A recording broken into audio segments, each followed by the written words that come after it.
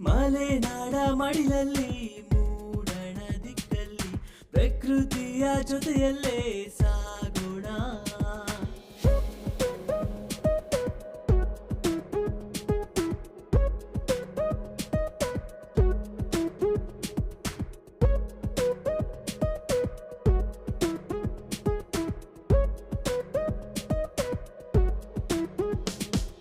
ಕಣ್ಮನ ಸೆಳೆಯುವ ಜಲಧಾರೆ, ಕೋಗಿಲೆ ಕಂಠವು ಮನಸೂರೆ, ಸ್ವರ್ಗವೇ ನಾಚುವ ಹಿಮಧಾರೆ, ನಾಚಿ ನಿಸರ್ಗವೇ ಧ್ರುವತಾರೆ.